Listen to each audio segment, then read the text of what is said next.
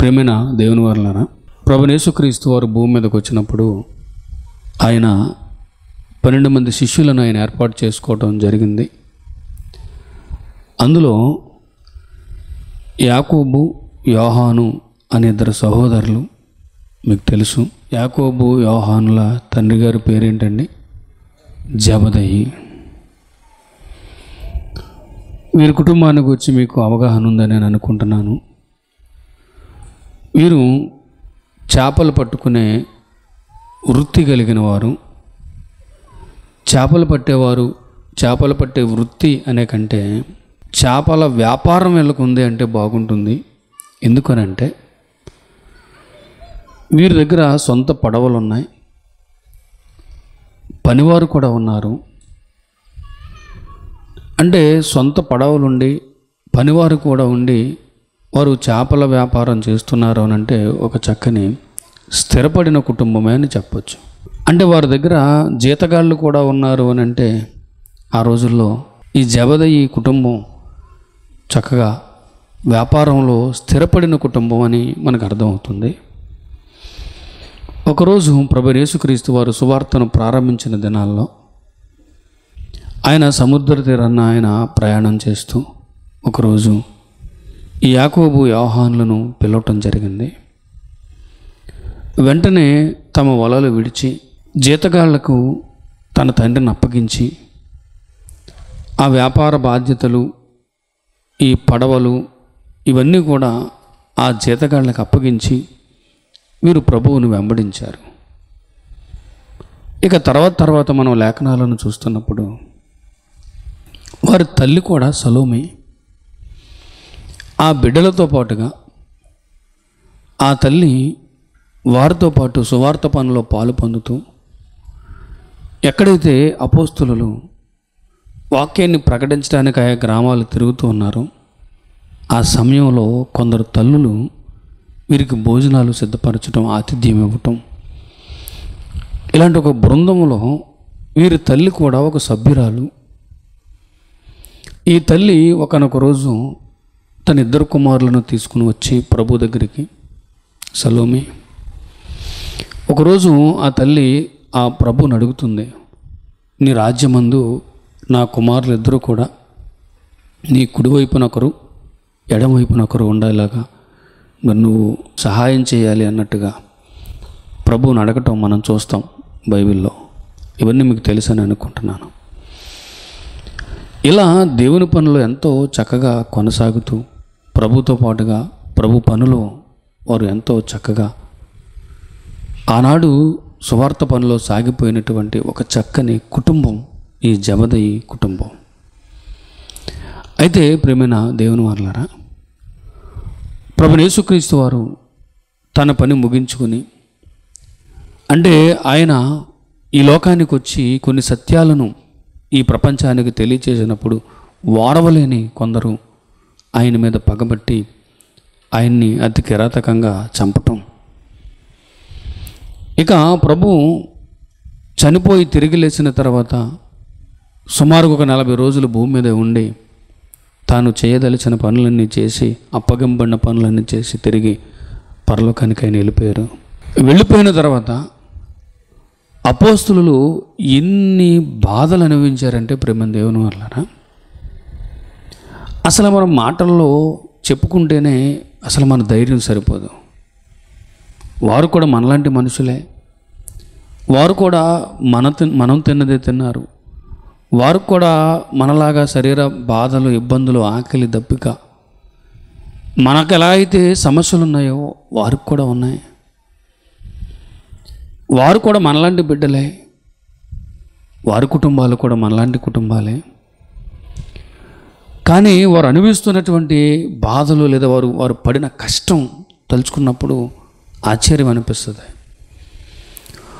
ప్రభు తిరిగి పరలోకానికి వెళ్ళిపోయిన తర్వాత అనతి కాలంలోనే ఆ రోజు ఈ యోహాను గారిని లేదా యాకోబు అలాగే పేతురు ఈ అపోస్తులని ఆ రోజు ఆ మతాధికారులు యోధ మతాన్ని అడ్డుపెట్టుకుని సమాజాన్ని మోసం చేస్తున్నటువంటి ఆ మతాధికారులు, శాస్త్రులు, పరిసయ్యులు, యాజకులు పగబట్టి వారిని అనేక సార్లు మహాసభ ఎదుట నిలబెట్టి వారిని కొరడాలతో కొట్టించి బెదిరిపెట్టి చంపేస్తామని బెదిరించి ఇన్ని చిత్రహింసలకు వారిని గురి చేస్తున్నా ఆనాడు ఈ అపోస్తలులు మాట్లాడినటువంటి మాటలు మనం చూస్తే ప్రియమైన దేవుని వర్లారా, చూడండి అపోస్తల కార్యములు ఆ ప్రారంభ అధ్యాయాలలో వారు మాట్లాడినటువంటి మాటలు చాలా ఆశ్చర్యాన్ని కలిగిస్తాయండి. చూడండి అపోస్తల కార్యములు 4వ అధ్యాయము, అపోస్తల కార్యములు 4వ అధ్యాయం అక్కడ 18వ వచనం చూసినప్పుడు, అప్పుడు వారిని పిలిపించి, మీరు యేసు నామమును బట్టి ఎంత మాత్రమును మాట్లాడకూడదు, బోధింపకూడదని వారికి ఆజ్ఞాపించిరి. వారిని చాలా దెబ్బలు కొట్టి బంధించి రాత్రంతా కూడా వారిని చెరసాల్లో బొండలేసి బిగించి ఎన్నో చిత్రహింసలకు వారిని గురి చేసి ఉదయకాలమున సభ ఎదుటిగా తీసుకొచ్చి యేసు నామమును బట్టి ఎంత మాత్రమును మీరు బోధింపకూడదు, ఎంత మాత్రమును ఆయన నామమును ప్రకటింపకూడదు అని వారిని బెదురు పెట్టినా సరే వారు ఏం ఇలాంటి సందర్భాలలో కూడా వారు ఏం మాట్లాడుతున్నారో మనం చూడగలిగితేనండి. అక్కడ 12వ వచనం చూడండి, 12వ వచనం, మరి ఎవని వలనను రక్షణ కలుగదు, ఈ నామమునే మనం రక్షణ పొందవలను కానీ ఆకాశము క్రింద మనుషుల్లో ఇయ్యబడిన మరి ఏ నామమున రక్షణ పొందలేమో అనెను. ఇన్ని చిత్రాంశాలకు గురి చేస్తున్నా మీరు ఏదో మాట్లాడుతున్నారు చూడండి.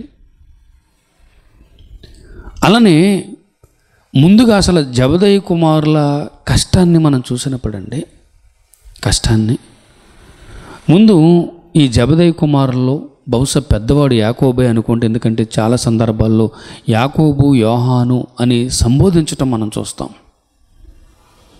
కాబట్టి బహుశా పెద్ద కొడుకు యాకోబే అయి ఉండొచ్చు.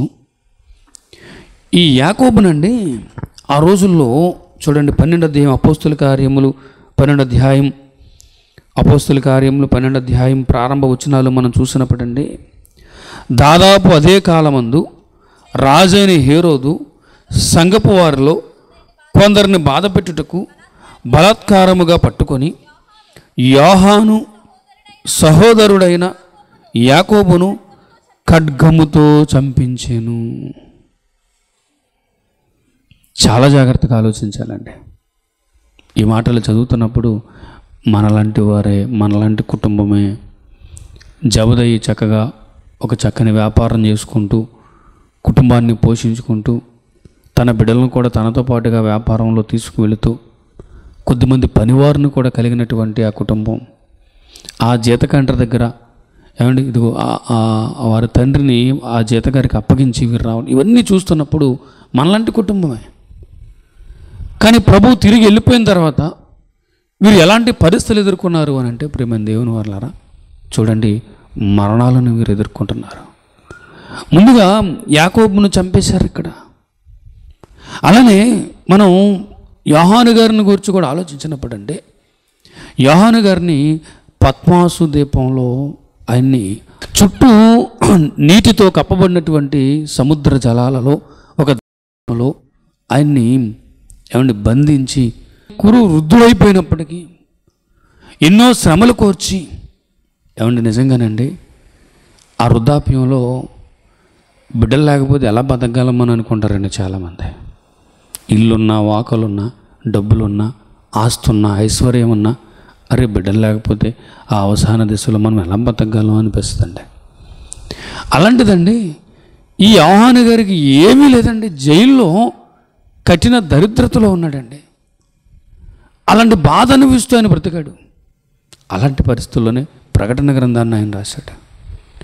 ఇవన్నీ చూస్తున్నప్పుడు ప్రియమైన దేవుని వారలారా, చక్కగా వారు వ్యాపారం చేసుకుంటున్నప్పుడు ప్రభు అట్టిగా వెళుతూ మిమ్మల్ని మనుషులు పట్టి జాలరులుగా చేస్తాను నాతో రండి అన్నప్పుడు మీరు ఆ ప్రభువుని వెంబడించారు.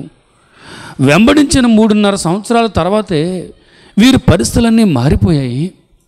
మారిపోయినా సరే, ప్రాణాపాయ పరిస్థితులు వస్తున్నా సరే, బెదిరిస్తున్నా సరే, చివరికి వారిలో ఒకరిని చంపేసినా సరే, తన సొంత అన్ననే చంపేసినా సరే యోహాను గారు ఏదో చెబుతానికి ప్రయత్నించారు. ఏంటండి, అంత సీరియస్ మ్యాటర్ ఏంటది? ఇంత భయంకరమైన పరిస్థితులు వీరు ఎదుర్కొంటున్నా ఎందుకండి వాళ్ళు మనలాగా చక్కగా వివాహం చేసుకుని ఒక కుటుంబం, పిల్లలు, ఏమండి ఇది ఒక వ్యాపారం లేదా ఒక జీవితం, భూమి మీద ఒక చక్కని బంగ్లా, ఒక ఉద్యోగము, ఇలా మనం ఆలోచిస్తున్నట్టుగా ఆలోచించకుండా చంపుతున్నా సరే వారు ఎందుకండి అంత సీరియస్గా ఏదో ఈ ప్రపంచానికి చెప్పడానికి ప్రయత్నించారు? ఎప్పుడైనా ఆలోచించారా ప్రియమైన దేవుని వారలారా? మరణం కంటే అంత ముఖ్యమైన విషయం అది. అలానే ఈ ప్రారంభ శతాబ్దంలో భక్తుల జీవితాలను గురించి మనం ఆలోచిస్తేనండి, అపోస్తలుడైన పౌలు గారండి, ఆయన దేవునిని తెలుసుకోకముందండి ఒక గొప్ప హోదా కలిగినాడు. ఎంతటి హోదా ఆయనకు ఉండేదనంటే, ఆయన అసలు అరెస్ట్ వారెంట్ ఇవ్వాల్సిన అవసరం లేదు, అరెస్ట్ చేసి తీసుకొచ్చేయడమే. అరెస్ట్ వారెంట్ అవసరం లేదు. స్త్రీలని లేదు, పురుషులని లేదు, పిల్లలని లేదు, వృద్ధులని లేదు, ఎవరినైనా ఈడ్చుకుంటూ తీసుకొచ్చి చెరసాల్లో పడేసేవాడండి. ఇలాంటి గొప్ప అధికారాలు ఆ రోజు ఏమండి ఆ యోధ మత అధికారుల దగ్గర నుంచి, ప్రభుత్వాన్ని గుప్పిట్లో పెట్టి నడిపిస్తున్నటువంటి ఆ మతాధికారుల నుంచి, ఒక సామంత రాజ్యం నుంచి ఇది ఇలాంటి గొప్ప అధికారాన్ని సంపాదించుకున్నాడండి పౌలు గారు. యోధ మతం మీద ఉన్నటువంటి ఆసక్తితో క్రైస్తవులందరినీ ఈడ్చుకెళుతూ చెరసాల్లో పడేసేవాడండి. అంత అధికారం కలిగిన వాడు ఈ పౌలు గారండి. ఆ పౌలు గారు దేవుళ్ళలోకి వచ్చిన తర్వాత, దేవుణ్ణి అర్థం చేసుకున్న తర్వాత, రక్షణలోనికి వచ్చిన తర్వాత ఆ పౌలు గారు ప్రవర్తించిన తీరు చూస్తే చాలా ఆశ్చర్యం అనిపిస్తుంది. ఒక సందర్భంలో ప్రియమైన దేవుని వారలారా చూడండి, అపోస్తుల కార్యములు 14వ అధ్యాయం, అపోస్తుల కార్యములు 14వ అధ్యాయము అక్కడ 19వ వచనం నుంచి మనం చూస్తేనండి, లుస్త్రా అనే ప్రాంతంలోనండి ప్రభు గారు పౌలు గారు సువార్తను ప్రకటిస్తున్నటువంటి ఆ సమయంలో కొందరు యోధ మతాధికారులు పగబట్టి ఈకొనియా ఆ పరిసర ప్రాంతాల నుంచి అనేక మందిని కూడబెట్టుకుని ఈ పౌలు గారి మీదకి దొమ్మిగా వచ్చి ఆ రోజు ఏం చేశారో చూడండి. అంతియోకయ నుండి, ఈకొనియా నుండి యూదులు వచ్చి జన సమూహములను తమ పక్షముగా చేసుకుని పౌలు మీద రాళ్ళు రువ్వి అతడు చనిపోయిననుకుని పట్టణం వెలుపులకి అతను ఈడ్చిరి. ఏమండి, ఒకప్పుడు క్రైస్తవులు అనబడిన వారిని ఈడ్చుకుంటూ, రోడ్ల మీద నుంచి ఈడ్చుకుంటూ తీసుకెళ్ళి చెరసాల్లో పడేసినటువంటి పౌలు గారు ఈరోజు అదే ప్రభు గురించి ఈడ్చి పడేస్తున్నా సరే ఆయన తర్వాత లేచి వెళ్ళి ఏమంటే మరలా ఆ శిష్యుల్ని, ఆ సహోదరులను కలుసుకొని వాళ్ళని ధైర్యపరిచి, మనం ఇంకా ఎలాంటి అనేక శ్రమలు అనుభవించాల్సి వస్తుంది, ధైర్యంగా ఉండండి అని చెబుతున్నాడు. ఏంటండి, వాళ్ళు మనలాంటి మనుషులే కదా, వారికి ఏం అర్థమైంది అసలు? ఇంత శ్రమలో కూడా ఈ ప్రపంచానికి ఏదో చెప్పాలనుకుంటున్నారేంటి ప్రేమని దేవుని వారలారా? ఎవరైనా ఆలోచిస్తున్నారా? ఏమంత మించిపోయిందని, ఏం సమస్య వచ్చేసిందని ఈ ప్రపంచానికి? ఆలోచించండి. అన్నయ్యని చంపేశారు, కానీ తమ్ముడు వృద్ధాప్యం వరకు కూడా పద్మాసు దీపంలో బందీగా ఉన్నా సరే, హౌస్ అరెస్ట్లో ఉన్నా సరే రాసుకుంటానే ఉంటున్నాడు. ఈ ప్రపంచానికి ఎన్నో విషయాలు రాసి, ఏమండి దేవుడు ఇక చాలు నాయన, నీ మాటలు చాలు, ఈ ప్రపంచానికి ఇక ముగిస్తాను నేను బైబిల్ అన్నట్టుగా ఆయన మాటలతో ముగించేశాడండి దేవుడు. అదే ప్రకటన గ్రంథం. ఏంటి అసలు అన్నయ్యని చంపేసినా సరే ఏంటి అసలు ఈ యోహాను గారి యొక్క తాపత్రయం ఏంటి? ఏం జరుగుతుంది? ఎప్పుడు ఆలోచిస్తున్నారా? ఏంటి అసలు ఈ ప్రపంచానికి అలా చెప్పింది ఏంటి? ఏమండి, వీరందరి జీవితాలు ఒక ఎత్తు అయితే, అపోస్తుల యొక్క జీవితాలన్నీ ఒక ఎత్తు అయితే, ప్రభువైన యేసుక్రీస్తు వారి జీవితం మరో ఎత్తండి. ఆయన గురించి రాసిన మాటలు, కలిగి ఉన్నది ఏది ఆయన లేకుండా కలగలేదు. సృష్టికర్త, సృష్టిని కలిగించిన ఆయన, ఈ సృష్టిని కలిగించిన ఆయన మన వలనే ఈ భూమి మీదకి శరీరధారిగా వచ్చినప్పుడు ఆయన ఎన్నో చిత్రహింసలకు గురయ్యారు, మనకు తెలుసు. కానీ ఆ చివరి రోజు సిలువలో ఆయన పడిన యాతన మరింత భయంకరమైనటువంటి యాతనకరమైన పరిస్థితి ప్రేమ దేవుని వాళ్ళారా. ఆ భయంకరమైన పరిస్థితిని మనం చూసినప్పుడు అండి, ఆ చివరి రోజుల్లో ఆయన సిలువ మోసుకుంటూ వెళ్ళిపోతున్నప్పుడండి, ఆ రోజు అనేక మంది యెరూషలేము స్త్రీలు ఆయన్ని వెంబడిస్తూ గుండెలు బాదుకుంటూ రోధిస్తూ ఆయన్ని వెంబడిస్తున్నప్పుడండి ప్రభువు చెప్పిన మాట ఏంటి చెప్పండి? చూద్దామండి, ఒకసారి ఆ మాట చూద్దామా? లూకాసు వార్త చూడండి, చాలా జాగ్రత్తగా ఆలోచించాలి ప్రేమ దేవుని వాళ్ళారా. అమ్మ, లూకాసు వార్త చూడండి, 23వ అధ్యాయము 27వ వచనం నుంచి చూడండి.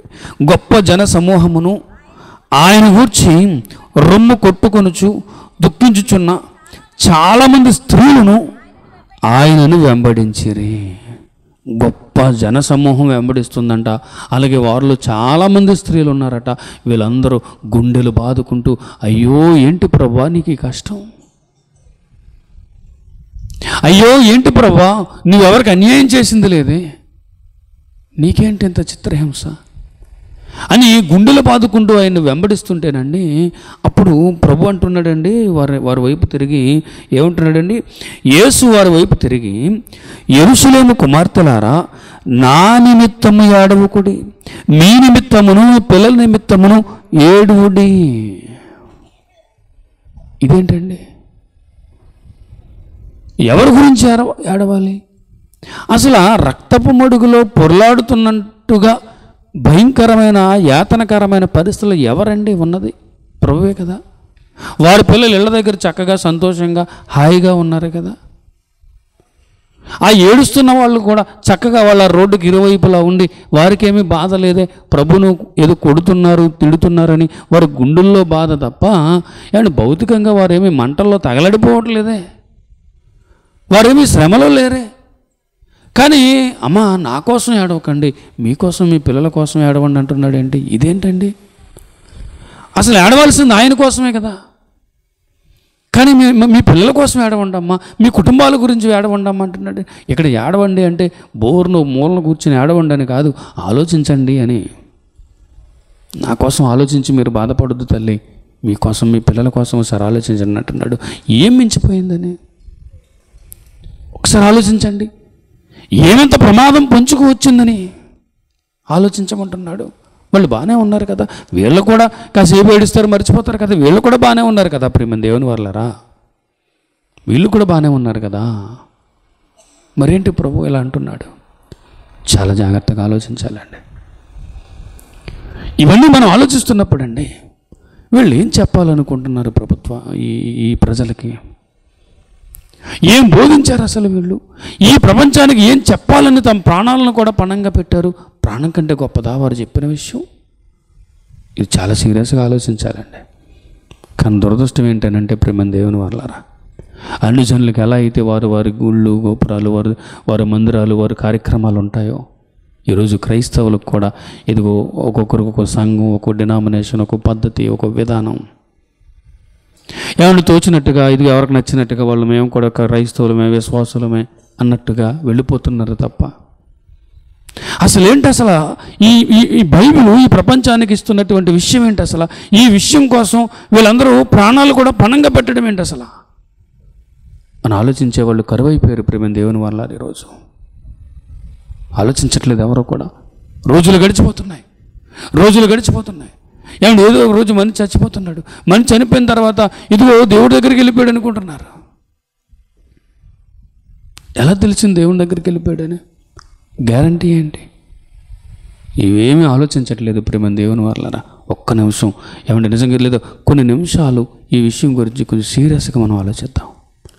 ప్రాణాలు పోతున్నా సరే, చంపుతున్నా సరే, ఏమంటే ఇదే పౌలు గారినండి ఎన్ని హింసలకు గురి చేశారో మనకు తెలుసండి.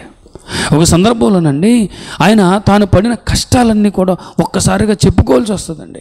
మనం ఒకసారి ఆ సందర్భాన్ని చూస్తేనండి, కొరింథీయులకు రాసిన పత్రిక చూడండి, 2వ పత్రిక. ఆయన ఆ కష్టాలన్నీ కూడా జ్ఞాపకం చేస్తూ ఎన్ని బాధలు అనుభవించాడో చెబుతూ కొరింథీయులకు రాసినటువంటి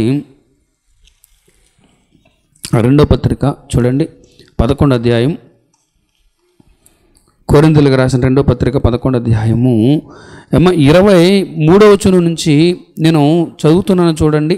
23వ వచనం నుంచి సగం నుంచి చదువుతున్నాను చూడండి. మరి విశేషముగా ప్రయాసపడితిని, మరి అనేక పర్యాయములు చెరసాలలో ఉంటిని, అపరిమితముగా దెబ్బలు తింటిని, అనేక మార్లు ప్రాణాపాయములలో ఉంటిని, యూదుల చేత 5 మార్లు ఒకటి తక్కువ 40 దెబ్బలు తింటిని, ముమ్మారు బెత్తములతో కొట్టబడితిని, ఒకసారి రాళ్లతో కొట్టబడితిని, ముమ్మారు వాడ పగిలి శ్రమపడితిని, ఒక రాత్రింబగళ్ళు సముద్రములో గడిపితిని, అనేక పర్యాయములు ప్రయాణములలోను, నదుల వలనైన ఆపదలలోను, అండ్ దొంగల వలనైన ఆపదలలోను, నా స్వజనుల వలనైన ఆపదలలోను, అన్ని జనుల వలన ఆపదలలోను, పట్టణములలో ఆపదలలోను, అరణ్యములో ఆపదలలోను, సముద్రములో ఆపదలలోను, కపట సహోదరుల వలని ఆపదలలోను ఉంటిని.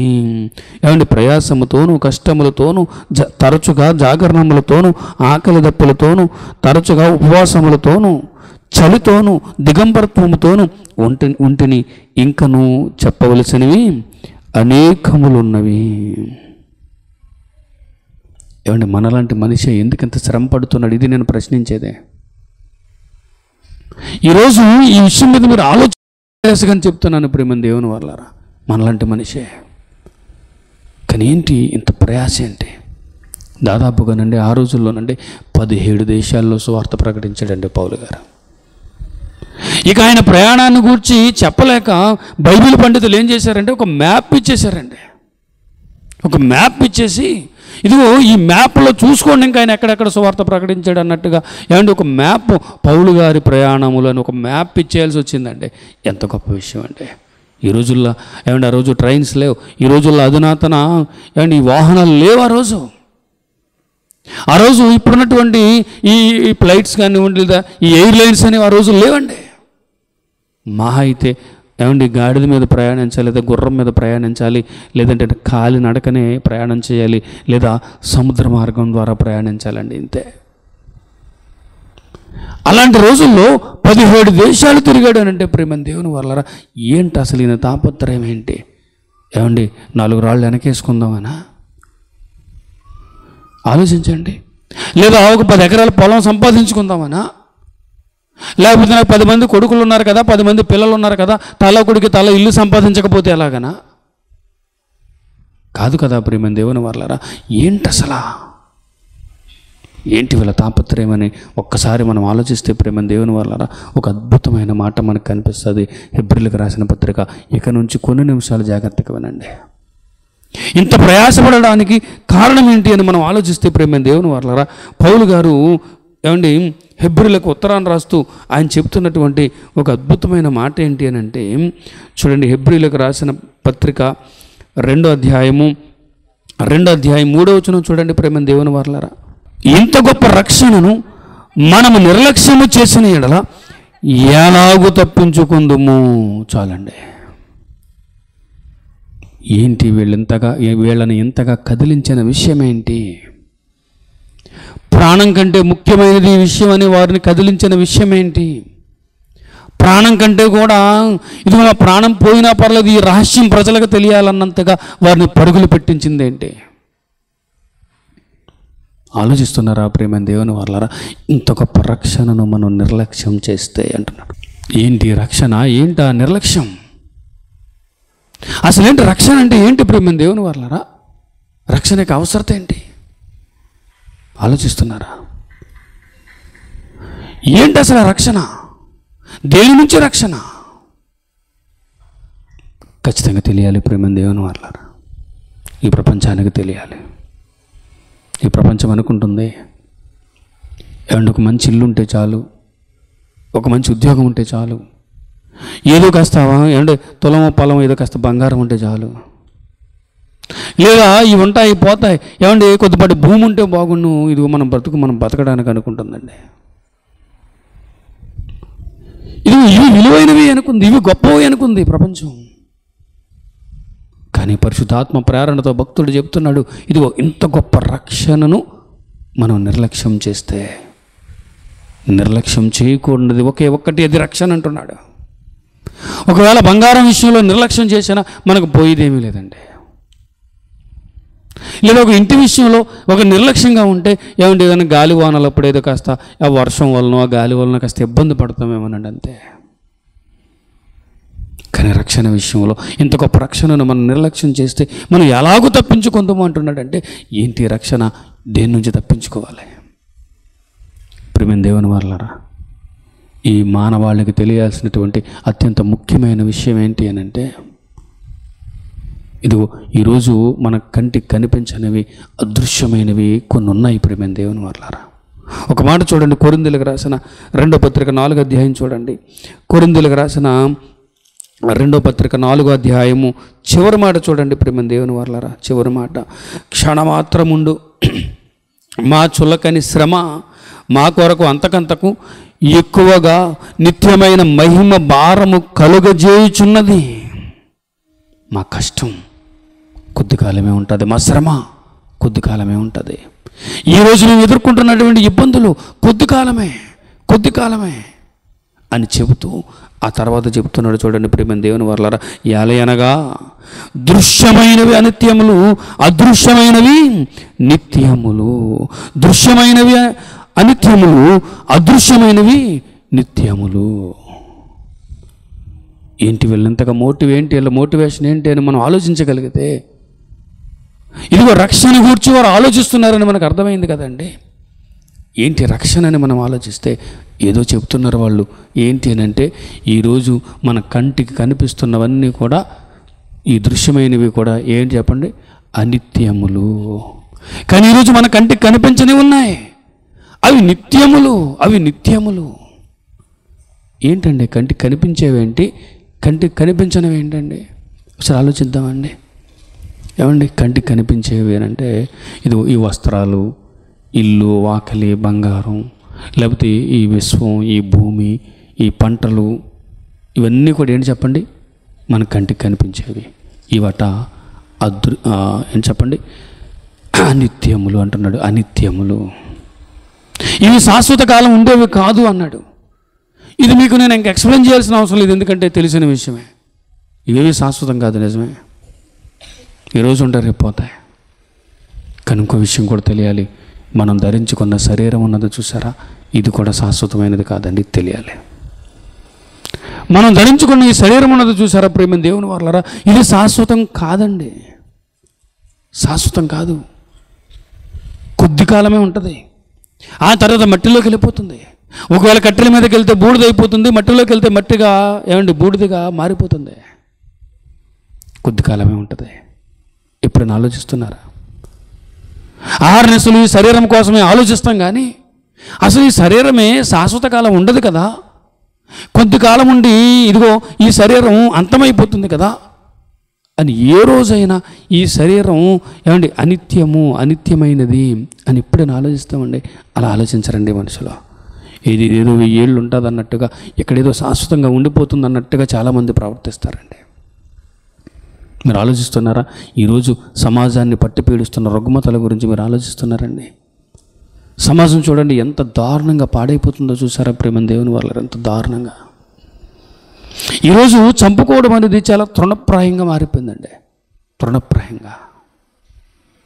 మీరు రీసెంట్గా వినుంటారు, ఒక ఆకతాయి ఏం చేస్తున్నాడంటే, ఒక ఆడపిల్ల ఆ డ్యూటీకి వెళ్ళి వస్తున్నప్పుడు ఆమెను ఏడ్పిస్తూ, ప్రేమ పేరుతో ఆమెని బెదిరిస్తూ ఏడ్పిస్తూ ఆమె వెంట పడుతున్నప్పుడు అతని మాట వినలేదని ఆమెను కత్తితో పొడిచి ఆమెకు తాళి కట్టేసి, ఆ రక్తపు మడుగులో ఉన్నటువంటి ఆ పాపకి తాళి కట్టేసి సెల్ఫీ తీసి మళ్ళీ దాన్ని సోషల్ మీడియాలో పోస్ట్ చేసి వాడి పైత్యాన్ని వాడి యొక్క అసహ్యకరమైన ఆ భయంకరమైన మనస్తత్వాన్ని బయట పెట్టుకున్నాడంటే, ఆ తర్వాత నిజంగా ఆ కుమార్తె చనిపోయిందండి.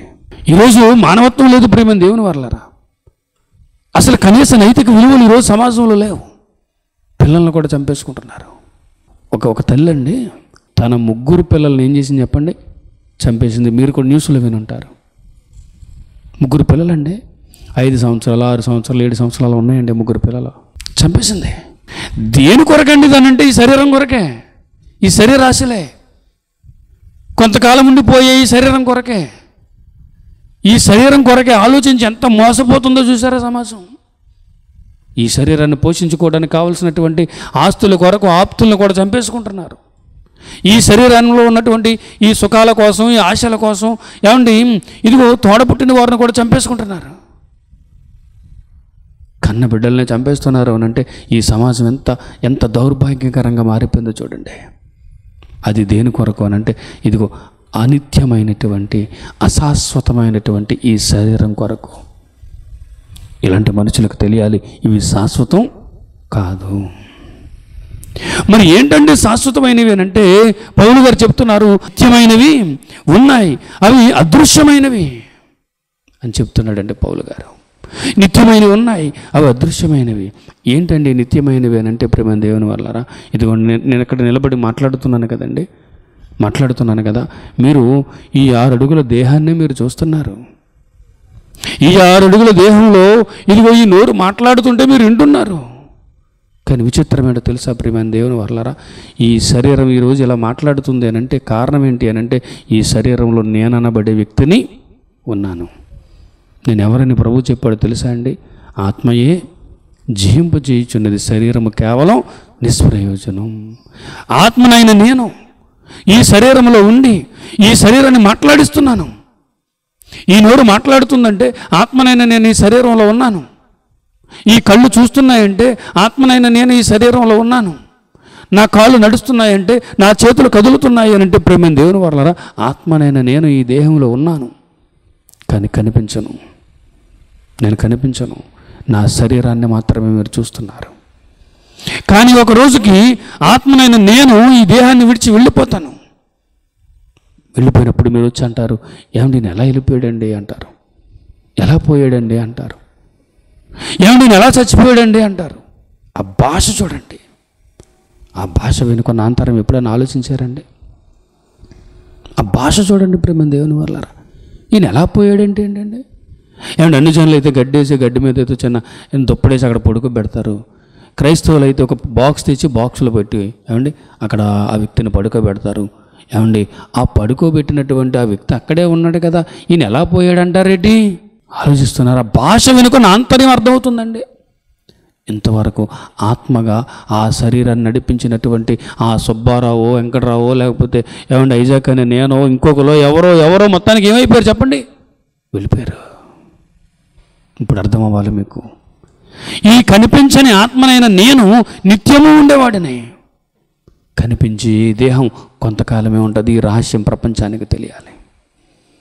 ఇది తెలియక ఈరోజు కక్షలు, ప్రతీకారాలు, చంపుకోవడాలు, అసూయలు, ద్వేషాలు, ఎన్నో రాజకీయాలు, ఎన్నో కుట్రలు, ఒకరినొకరు దోచుకోవటం, చంపుకోవటం, ఎంత వ్యర్థంగా సమాజం మారిపోయిందో చూడండి ప్రేమ దేవుని వల్లరా. దేనికోరానంటే ఇదిగో ఈ శరీరం కోసమేనంటే. ఈ రహస్యం తెలియాలి.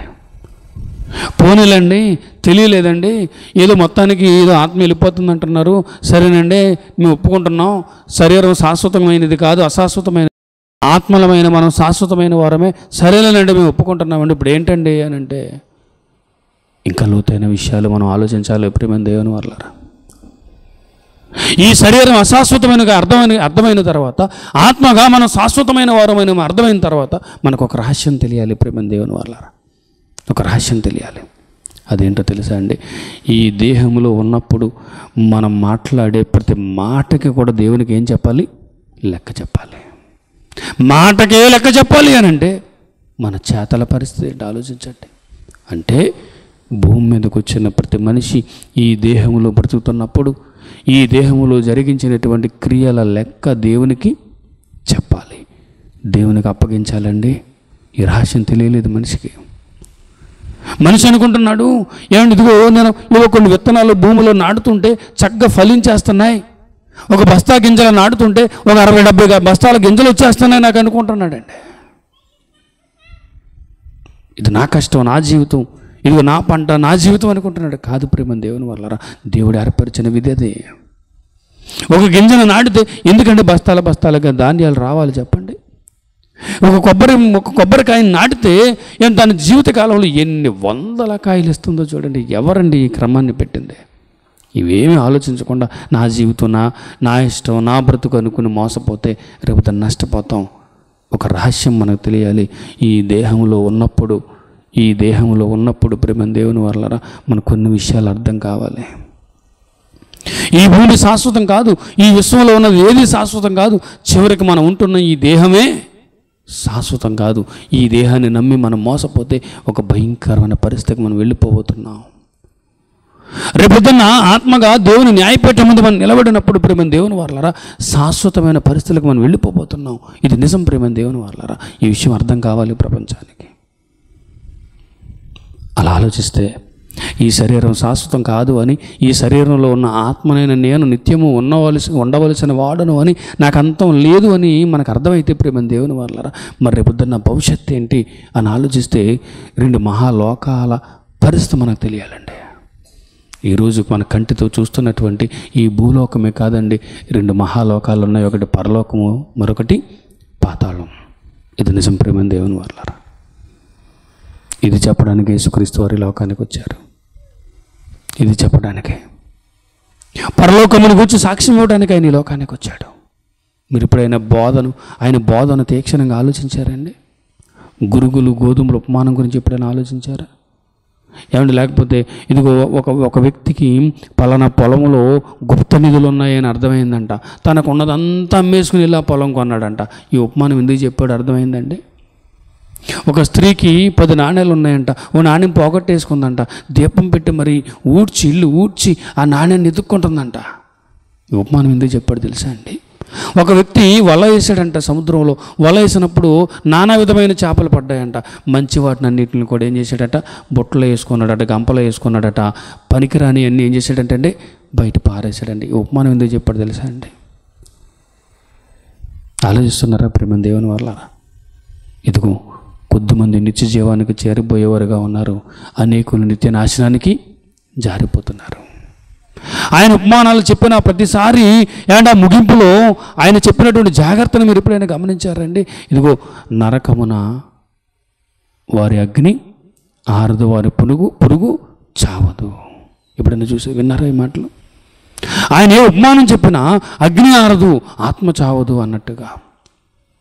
ఆయన ఏ మాటలు చెప్పిన ముగింపులో జాగ్రత్త పడండి. అసలు ఆయన సువార్త ప్రారంభించిందే పరలోక రాజ్యం సమీపించి అనేది మారు మనస్సు పొందుడే. ఇప్పుడు ఆయన బోధలో ఉన్న తీక్షణత ఎప్పుడైనా ఆలోచించారా ప్రేమ దేవుని వాళ్ళరా? ఏదో జరగబోతుంది, ఏదో ప్రమాదం పొంచి ఉంది మానవులారా, ఏదో ప్రమాదం పొంచి ఉంది, జాగ్రత్త పడండి. ఇదే కదా ఆయన బోధ, ఇదే కదా అండి. ఏమండి, ఆయన చెప్పిన ఉపమానాలు మాకు అర్థం కాలేదండి అని అనుకుంటే కనుక, ఏమంటే లాజరు ధనవంతుల గురించి చెప్పాడు కదండి. ఇంకంతకంటే అర్థం కాకపోతే ప్రపంచానికి ఇంకేం చెప్తాం చెప్పండి? ఏమంటే లాజరు ధనవంతులను కూర్చండి. ఈ క్రైస్తవ సమాజం అన్నది కొద్దిమంది ఉపమానం అన్నారండి, కొద్దిమంది చరిత్ర అన్నారండి. నేను అంటాను, చరిత్ర అయితే ఏంటి, ఉపమానం అయితే ఏంటి? ఒక రహస్యాన్ని చెప్పాడు ప్రభు. ఏంటో తెలుసా అండి? లాజర్ అనే ఒక దరిద్రుడు ఉన్నాడట, భేదవాడు. ఏమండి, ఒక ధనవంతుడు ఉన్నాడట. లాజరు చనిపోయాడట, ధనవంతుడు చనిపోయాడట. కానీ లాజరు అబ్రహాము రొమ్మును ఆనుకోవడానికి పరదేశికి వెళ్ళిపోయాడంట. ధనవంతుడు మాత్రం ఎక్కడికి వెళ్ళిపోయాడు చెప్పండి? పాతాళముల వేదనకరమైన చోటుకి వెళ్ళిపోయాడట. అక్కడి నుంచి యాతన పడుతూ కేకలు పెడుతున్నాడు, తండ్రివైన అబ్రహామా, ఈ అగ్ని జ్వాలల్లో ఇదిగో యాతన పడుచున్నాను, ఆ లాజరును పంపించు. ఆ చిటికలు వేను కోన ఇదిగో ఆ నీటిలో ముంచి నన్ను ఆలకించి చల్లారిస్తే బాగుండని ఆవేదన చెందుతున్నాడండి. అప్పుడు అబ్రహాము గారు అంటున్నాడు, ఇక్కడ వారు అక్కడికి రావడానికి వీల్లేదు, అక్కడ వారు ఇక్కడికి రావడానికి వీల్లేదు అన్నప్పుడు ఆ ధనవంతుడు అంటున్నాడండి, నాకు ఇంకా 5 సహోదరులు ఉన్నారు, ఆ లాజరును పంపించి అక్కడ. కానీ ఆ అగ్ని జ్వాలల్లో యాతన పడుచున్నాడండి. ఏమండి, ఇది నిజమా అబద్ధమా అసలు ఏంటని మనం ఆలోచించాలి కదండి. ప్రభువు యేసుక్రీస్తు వారు భూమి మీదకి వచ్చి ఏమంటే ఆయన చెప్పినటువంటి ఆ ఉపమానాల వెనుకున్న సారాంశం ఏంటి, ఆయన ఈ ప్రపంచానికి బోధించినటువంటి ఆ బోధ వెనుకున్నటువంటి సారాంశం ఏంటని ఆలోచించాలి కదండి. కానీ ఆలోచించం ప్రేమ దేవుని వాళ్ళరా. ఊరికే ఆదివారం ఒక రోజు ఏదో వీలైతే 1 గంట ఆరాధనకు వెళ్ళి రావటం అంతే అయిపోయింది. ఇక మేము క్రైస్తవులు అనేసుకుంటాం, ప్రభు మరలా వచ్చినప్పుడు మేము ఎత్తబడే గుంపులో ఉంటాం అనేసుకుంటాం, అంతేనండి. సీరియస్నెస్ ఉండదు, అసలు భయం అనేది లేదండి ఈరోజు సమాజానికి. అందుకేనండి ఈరోజు పాపం పెట్టరేకపోయిందండి. ఈరోజు క్రమశిక్షణ అనేది లేదు మానవ జీవితంలో. ఇష్టానుసారంగా బ్రతుకుతున్నారు. రేపు పొద్దున ఇదిగో దేవుని న్యాయపీఠం ముందు నిలబడాల్సి వస్తుందన్న విషయం అర్థం కాక ఈ సమాజం ఇష్టారాజ్యంగా బతుకుతుందండి. ఒక్కసారి మనసు పెడదాం ప్రియమైన దేవుని వల్లరా. ఆనాడు అపోస్తలులు కానివ్వండి, ఏమండి ఆనాడు ఏమండి ఆ సంఘం కూడా అలాగే ఉండేదండి అప్పట్లో. సంఘం కూడా ఏమండి ఒక మాట చూడండి, ఆశ్చర్యపోతారు. అపోస్తల కార్యములు 8వ అధ్యాయం ప్రారంభవచనాలు చూడండి. ఆ రోజుల్లో సంఘం ఎలా ఉండేదో చూడండి. ఆ కాలమందు యెరూషలేములోని సంఘమునకు గొప్ప హింస కలిగినందున అపోస్తలు తప్ప అందరూ యోదయ సమరయ దేశములందు చెదరిపోయిరి. గొప్ప హింస కలిగిందంటండి. చంపేస్తున్నారండి. అప్పటికే స్తెఫనుని చంపేశారండి. మంచి యవనస్తుడండి. స్తెఫనుని చంపేశారు. గొప్ప హింస, ఈడ్చుకెళ్ళి చెరసాలలో పడేస్తున్నారు. ఏమండి ఎంత దారుణమైన పరిస్థితి అండి. నాన్న దేవుడిని నమ్ముకున్నాడని ఆ నాన్నను తీసుకెళ్ళి చెరసాలలో పడేస్తే ఏమండి కుటుంబ పోషణ అని చెప్పండి, ఎంత దిక్కులేని పరిస్థితి అండి. లేదా బిడ్డలు దేవుని నమ్ముకున్నారు అని ఆ బిడ్డలు ఈడ్చుకెళ్ళి చెరసాలలో పడేస్తే ఆ బిక్కుమంటూ ఆ తల్లిదండ్రులు ఎంత ఏమండి హృదయ వేదనతో నిండిపోతారు. ఒకసారి ఆలోచించండి. ఇలాంటి కఠినమైన బాధలు అనిపించారండి. చంపుతున్నారు, ఈడ్చుకెళ్ళి చెరసాలలో పడేస్తున్నారు, రాళ్ళతో కొడుతున్నారు. ఎన్నో చిత్రహింసలు వారు అనిపించారండి. అయినప్పటికీ వాళ్ళు ఏం చేశారు చూడండి. అక్కడ 5వ వచనంలో చూడండి. ఏమంటే 5వ వచనంలో లేదా 4వ వచనం చూడండి. కాబట్టి చెదరిపోయిన వారు సువార్త వాక్యమును ప్రకటించుచు సంచారము చేసిరి. ఇదేంటండి? అంత చిత్రహింసలు గురి చేస్తున్నా సువార్తను విడిచిపెట్టట్లేదంటండి. ఇప్పుడు మీకు అర్థం కావాలి ఎందుకు విడిచిపెట్టట్లేదు. సువార్త అనంటే మనుషులారా మీకు మరో బ్రతుకుంది. సువార్త అనంటే ప్రియమైన దేవుని వరలారా ఇది క్రీస్తు మరణ పునరుత్థానంలో సారాంశం. ఆయన మరణం ఏం చెబుతుంది అంటే పుట్టిన వారందరూ చనిపోక తప్పదు. ఆయన పునరుత్థానం ఏం చెబుతుంది అంటే మరణించిన వారు ఇదిగో తిరిగి లేవక తప్పలేదు, మరణం తర్వాత జీవితం ఉంది అన్న విషయాన్ని చెప్తుంది. మరణం అనేది ముగింపు కాదు అని చెప్తుంది ప్రియమైన దేవుని వారలారా. ఆయన తిరిగి లేవటం అనేది ఇవన్నీ మనకు అర్థమైతే ఎందుకు సువార్త ప్రకటించారు అని అంటే ఇదిగో సువార్త అంటే ఏంటి అని అంటే ప్రియమైన దేవుని వారలారా ఈ భూమి మీద ఉన్న ఈ జీవితమే శాశ్వతం కాదు. ఇదిగో ఎప్పటికైనా ఈ శరీరాన్ని మనం విడిచి వెళ్ళిపోవాలి. వెళ్ళిపోయినప్పుడు మనం జరిగించిన క్రియలను బట్టి దేవునికి లెక్క చెప్పాలి. మనం అన్యాయస్తులుగా తీర్మానించబడితే ధనవంతుడున్న ఆ వేదనకరమైన చోటుకి మనం వెళ్ళిపోవాల్సి వస్తుంది. ఇదే సువార్త సారం. ఇప్పుడు అర్థమైందా అండి? ఇది అర్థమైన వారు ఏమండి ఎలా ప్రవర్తించారో చూడండి. ఒకవేళ నేను కోటీశ్వరుడిగా బతికినా ఎప్పటికైనా చచ్చిపోవాలి కదా, ఆ తర్వాత నేను నరకానికి వెళ్ళిపోతే ఏంటని ఆలోచించారండి వాళ్ళు.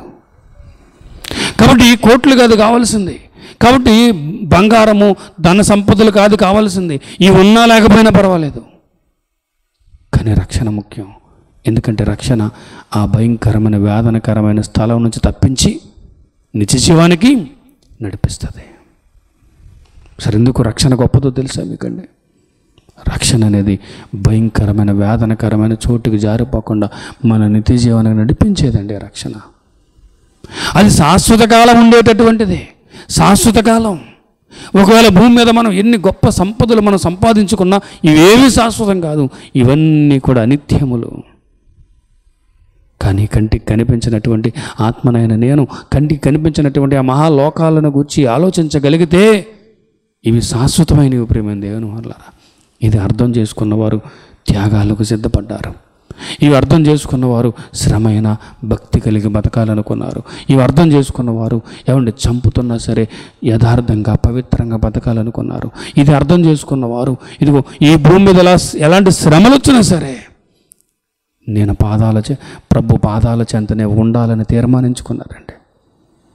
కానీ దురదృష్టం ఏంటి అని అంటే ఈరోజు అలాంటి విశ్వాసులు కనబడట్లేదు ప్రియమైన దేవుని వల్లారా. అంటే అర్థం కాలేదు, పొంచి ఉన్న ప్రమాదం అర్థం కాలేదు.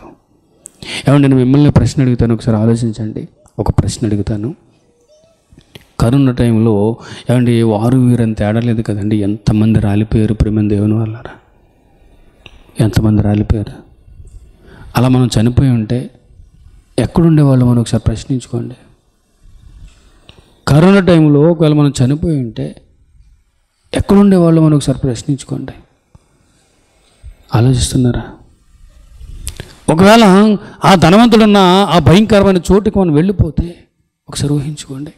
మంటల్లో కాలిపోతున్నటువంటి ఆ భయంకరమైన పరిస్థితిని ఒకసారి ఊహించండి ప్రియమైన దేవుని వల్ల. కథ కదండి ఇది.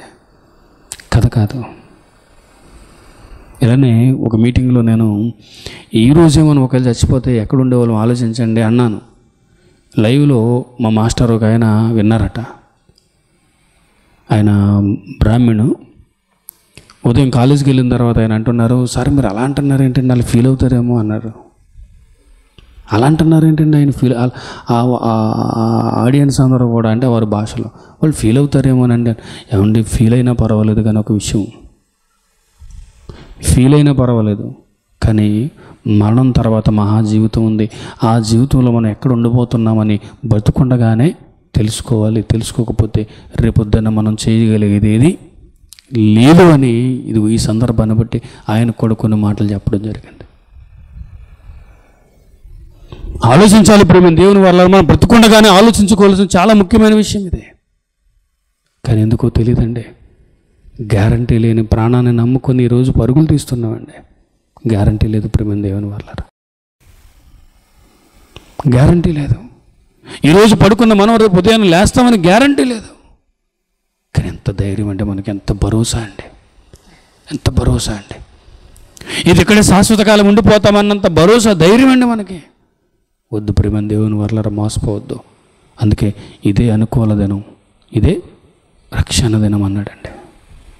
రక్షణ అంత అవసరం ప్రేమ దేవుని వల్ల. ఇదే అనుకూల దినం. ఇప్పుడే ఆలోచించుకోవాలి మనం. రేపు అనేది మనది కాదు.